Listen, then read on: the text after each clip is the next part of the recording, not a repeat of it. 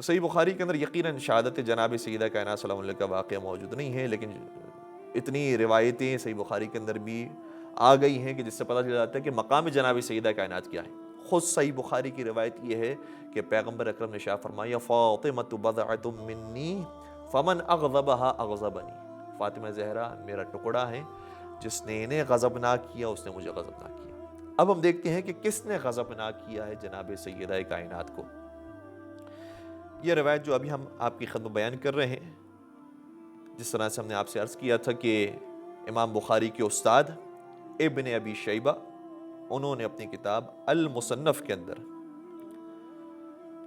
اس روایت کو ذکر کیا ہے، جلد نمبر 7 صفحہ نمبر 432، اور اس حدیث کا نمبر ہے 37045۔ کہتے ہیں کہ محمد ابن بشر، عبید اللہ ابن عمر حدثنا، ان دونوں نے اس روایت کو نقل کیا ہے کہ زید ابن اسلم یہ کہتے ہیں کہ ہم نے اس روایت کو ان سے نقل کیا ہے عن ابیہ اسلم،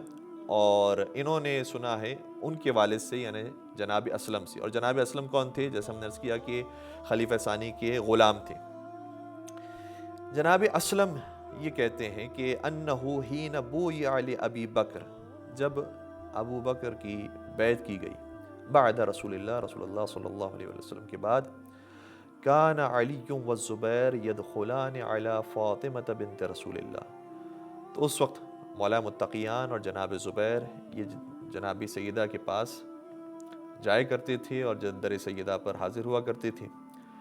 فیشاورونہا، اور پھر مشورہ طلب کیا کرتے تھے جناب سیدہ سے۔ وَيَرْتَجِعُونَ فِي أَمْرِهِمْ، اور رجوع کر رہے تھے اس معاملے کے اندر کہ خلافت کے سلسلے میں کیا کیا جائے۔ فَلَمَّا بَلَغَ ذَلِكَ عمر بن الخطاب، تو جب خلیفہ ثانی تک اس بات کی اطلاع پہنچی، خرجا، تو وہ نکلے اپنے مقام سے، حتی دخل علی فاطمہ، یہاں تک کہ جناب سیدہ کے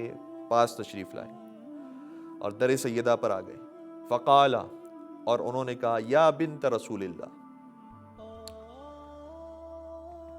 اے رسول اللہ کی بیٹی، واللہ ما من احد احب الینا من ابیک، خدا کی قسم ہمارے نزدیک آپ کے بابا سے زیادہ ہمیں کوئی عزیز نہیں تھا۔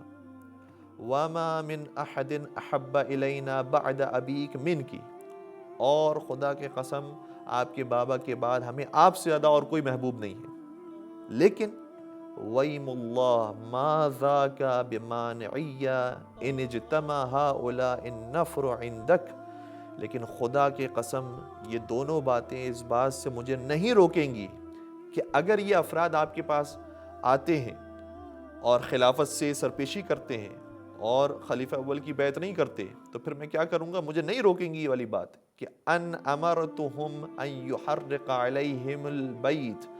کہ میں حکم دوں کہ اس دروازے کو جلا دیا جائے۔ یہ کون سی کتاب ہے؟ مصنف ابن ابی شیبہ،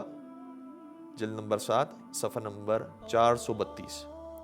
استاد بخاری اس بات کو ذکر کر رہے ہیں۔ قال فلما خرج،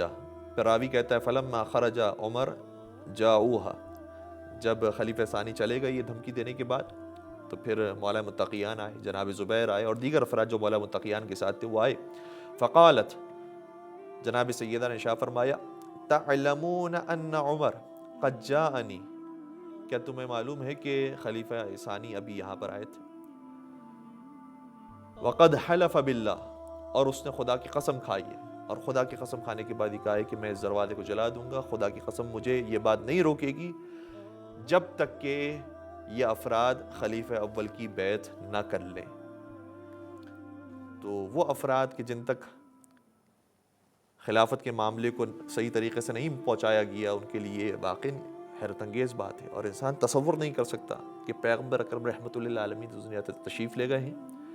ایک اکلوتی بیٹی رہ گئی ہے جن کا وہ احترام ہے کہ خود رسول خدا ان کو دیکھتے تھے تو کھڑے ہو جاتے تھے، ان کے ہاتھوں کو چوما کرتے تھے، ان کو اپنی جگہ پر بٹھایا کرتے تھے، جب کسی سفر پر جایا کرتے تھے تو ساری خواتین سارے مردوں سے الوداع کہنے کے بعد سب سے آخر میں جناب سیدہ سے الوداع کرتے تھے، اور جب جنگ سے سفر سے واپس لوٹ کر آتے تھے تو کسی کے پاس نہیں جاتے تھے، جناب سیدہ کے پاس آتے تھے۔ اسی سیدہ کے دروازے پر ایک شخص آتا ہے اور اس طریقے سے دھمکی دے کر جا رہا ہے۔ کیا خیال ہے آپ کا اس شخص کے بارے میں اور اس خلافت کے بارے میں جو اس طریقے سے قائم کی گئی ہے؟